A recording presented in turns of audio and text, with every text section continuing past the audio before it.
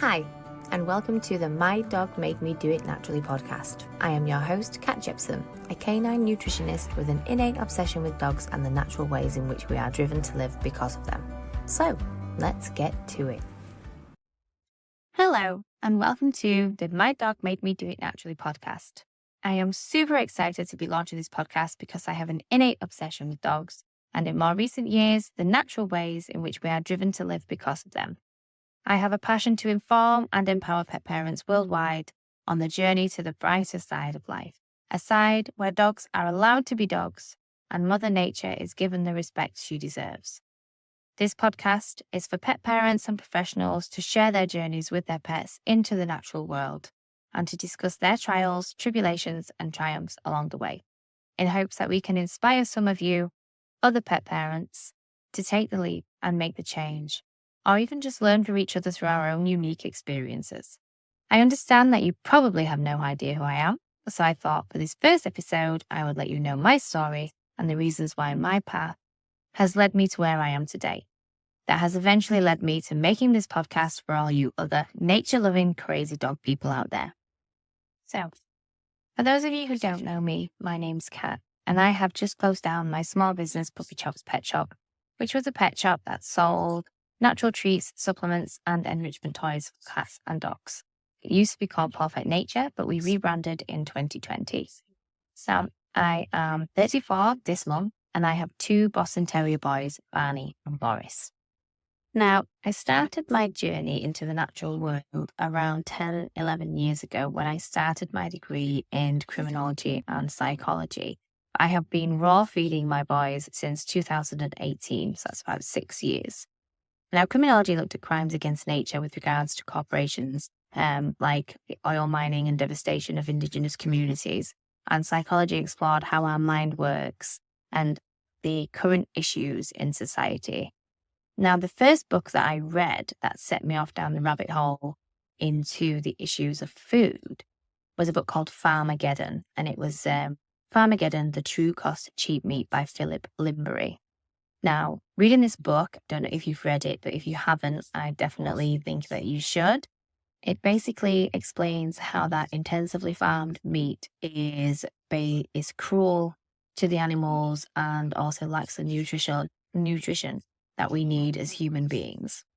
Now, after reading this book, it made me not want to buy meat from the supermarket ever again. So that was the start of that. Now, I think a lot of things that go on in intensive farming practices are hidden from society, and that's why a lot of people are blind to it. But I think when you look into the facts, then it sort of sparks something inside you to make you want to find out more and to make better choices for yourself. So this really opened my eyes into what really went on in the world that we are shielded from. And from there, I started choosing more organic produce and reading more books on the human aspects of the natural world. Now, in 2016 is when we got Betty and Boris. So Betty is Boris's sister, and they were from the same litter. And despite having dogs as a child, at this point, I didn't really understand the best way to care for them, except to feed them and take them for walks. Now, when we were choosing the dogs, we didn't research the breeder, we didn't see the father, we didn't do any research really. Because, just to put it bluntly, we just didn't know that we had to. We didn't think that, could this dog be riddled with health issues? Is this a puppy farm? Should we be doing checks on the breeder? Should we make sure that they have, assurances against their health, that kind of thing? We just thought, let's go buy a dog. Found one on the internet, and off we went. Gave them the money, and then we came home. So we came home with Betty and Boris. We just originally went for Betty and then ended up coming back with Boris too because he was just delicious. But it was after a few months, we noticed that Betty's legs weren't growing properly and she had lots of physical issues. Her legs were really severely deformed. And she just was really, really small. I think even when she was a little chubby, she still didn't weigh any more than 5 kilograms. So we were in and out of the vets looking for the possible causes of the problems. And they basically just said that because she was the runt of the litter, that she's just basically got these abnormalities. So we put ramps all around the house and into the garden, and we basically accommodated her issues for that. I had so many different carriers for when we went out walking and things because she couldn't really walk that far. So that was that, and everything was fine. And then in 2018, my father got diagnosed with motor neuron disease. So I changed jobs and started working at Paddling Paws in Pontefract for my friend Hannah, who I went to school with. And that is where I met Paigey B. And these two lovely ladies introduced me to raw food. And that was the start of the second journey down the rabbit hole. So I'd already been reading books about the human aspects, and now I had been introduced to raw food. Now, in March 2018, Boris had his first seizure because Boris is epileptic. And I remember it like it was yesterday. He was playing with a toy and we were moving it around really fast in the living room. And then I stopped moving the toy and he carried on moving, basically. And that was his first seizure. So at that point, I remember feeling so anxious, wondering, oh, my dog has epilepsy. I didn't even know dogs could get epilepsy at this stage. And I just remember thinking, how am I supposed to navigate this? I have no idea. Following that, in 2018, Betty started becoming poorly. She stopped eating and she had changes in her behavior.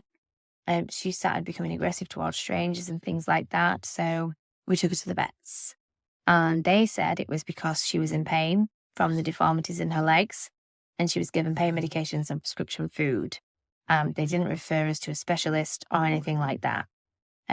So at this time, I pushed for referral to a specialist to see if we could sort out some surgery for her legs, and we started doing some fundraising for it. And the vet at the CT scan actually said it could be a neurological issue because it could be something to do with connections in the brain which are telling her not to eat, not really telling her that she could be hungry. So I mentioned this to our normal vet. They didn't refer us to a specialist. They said it was just a pain and told us to push on with the pain medication. Following this, we had quite a stressful time towards the back end of 2018. My father passed away in October. And then around about 2 weeks after, Betty had a seizure in early November.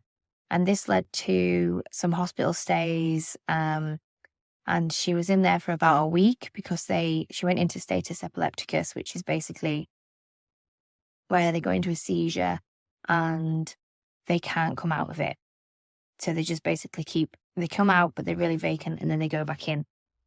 And they just stay in a constant cycle like that. So due to this, once it's stabilized, we managed to bring her home, but every so often she would go back into this seizure state. So we took her to a specialist and had an MRI. And the neurologist said the MRI was like something he had never seen before. All her wiring was wrong. He couldn't do a cerebral spinal fluid tap because the spine was so deformed. And he basically just said he had never seen anything like it. So we unfortunately had to make the decision to basically let her go because her quality of life would not have been anything really. She would have had to have been sedated to be out of a seizure state, and it's just no life for any dog. So obviously that was super hard to deal with. When you buy a puppy, you expect to have your puppy for at least, or you hope to have them for at least 10 years, and Betty was only 2.5. So this was it was a really, really tough time. So this is what actually got me looking at the canine side of it. So the food, the lifestyle factors that could affect it. I started asking myself, what did I do? Was it my fault? Could I have done anything different to try and prevent this from happening? And that is basically what has inspired my journey to where I am today. So following this, Boris's epilepsy got worse after Betty passed away. And his seizures got really bad between 2019 and 2020. He started on EpiPen in May 2020. And since then, we have been working desperately so that we can try to get him off it. So it's this aspect of the journey. As you can imagine, losing Betty in the way that we did, it absolutely fueled my anxiety for Boris's epilepsy, because all I kept thinking was, oh, Boris is going to go the same way. But Betty was so unique, and unfortunately, she did leave us too soon. And it was a really traumatic experience for me. And since then, I have struggled with the anxiety over Boris because of what happened. But this is what inspired me to start reading books and educating myself on the powers of natural healing for pets. When I started researching what could have happened, I started finding studies that were linked to vaccinations and seizures, and things like that, and chemicals. And, Betty and Boris were vaccinated as puppies. They had their puppy vaccinations and their 1-year vaccinations. And I also used to flea and worm them with Bravecto and Verbac every 3 months, as recommended by my vet. And this was, fine. Afterwards, I realized, this could have contributed to things like that. And that's what started making me question these decisions that we so sometimes take for granted when making decisions for our pets. So having finally started to make these connections, because it is not obvious for most people. I mean, the majority of people probably still do have yearly vaccinations, even though they're not necessary. And they probably still flea and worm their pets every 3 months with chemical products. It is backed by vets, and people trust their vet. And that's what happens. But I think when you have suffered something so traumatic like that, it does give you reason to question, actually, was that the right way to go? So in 2020, I started Profit Nature. And initially, this company was to produce organic soaps for dogs because of all the chemical-based products that were on the market. But then we kind of fell into the natural treats and the enrichment products, and we sort of just went from there. We rebranded this year into Puppy Shop's Pet Shop. But now we have just closed the pet shop down because retail is just not my passion. My passion is with canine nutrition and holistic health. So this is the start of my new journey.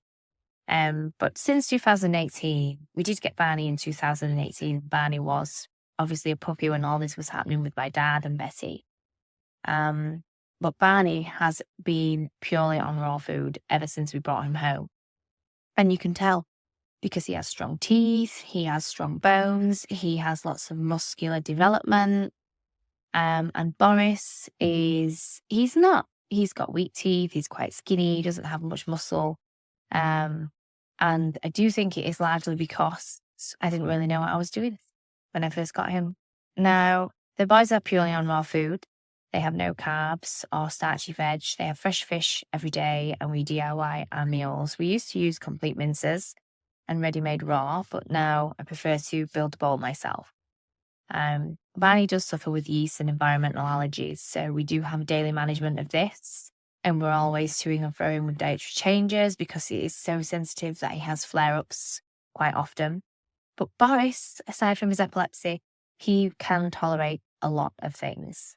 Most of my knowledge comes from reading books which have been written by holistic veterinarians and raw feeding advocates such as Dr. Ian Billinghurst, Dr. Tom Lonsdale, Dr. Conor Brady, Dr. Odette Suter, Dr. Karen Becker, and Dr. Judy Morgan, and people like that. And it comes from my own personal experiences dealing with the epilepsy and allergies and things like that.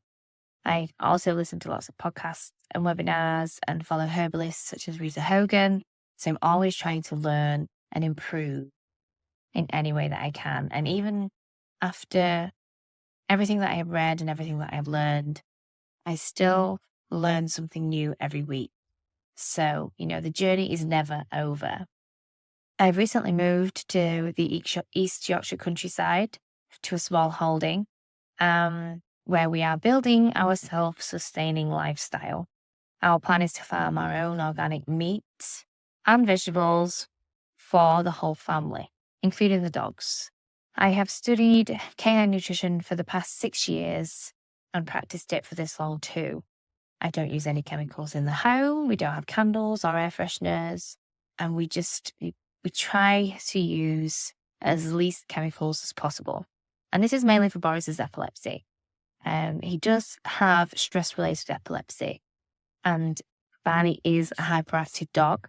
So having a routine and mental enrichment is really important for us. It's only now, after this long, do I look back and feel like I can make solid connections between how things played out. Like, did I contribute to what happened to Betty, Boris's epilepsy, and Barney's issues? Probably, in some way. Yeah, I think. Unless you know, then you don't know. Now, my journey has been one that has been started with pain. And although it's a sad story, I do always look for the positive. And that is for me to be a better pet parent for my boys and all the dogs I have yet to have. So Boris will be 8 in April and Barney will be 6. Now, my own personal goals are to get Boris off his conventional medication for his epilepsy. Now, we have been working with a holistic veterinarian on a herbal protocol and he's doing really well. So I do hope this will be in the next year or so. And my goal for Barney is to get his sensitivities under control and reduce his stress. So this is basically just to let you know that we are still working on our own journey. Now we're still learning every week. So if you are just starting out on your journey, then that's okay. There is a lot of information out there and it can be really confusing, but just take one step at a time. Everyone has to start somewhere. If you're just starting out, don't worry. You will get there. Just do your best until you know better, and then you can do better. One thing I will say is that it is never too late to start. Read the book, watch the webinars, listen to as many podcasts as you can. There are lots of people now advocating for fresh, raw feeding for dogs and natural ways of life to help increase the longevity of your pet. You just have to do the research. Go out, get self-educated, and start today. This community is truly amazing. There is so much support from everybody. And always remember, I am here for you. I hope you enjoyed this podcast. We have lots of special guests lined up, and I just know that this is going to be something that is truly amazing. Thanks for listening. The purpose of this podcast is for educational and entertainment purposes only and should not be substituted as advice from a veterinarian or other professional. It does not form a client relationship with me, the host, or any guest speakers, and any information is not intended to and does not diagnose, treat, cure, or prevent disease. My guests express our own views, thoughts, and opinions as individuals, and the podcast neither endorses or opposes the views, products, or services discussed here. If your pet is ill, always seek advice from your veterinarian. I am not a veterinarian and I do not treat disease or offer medical advice.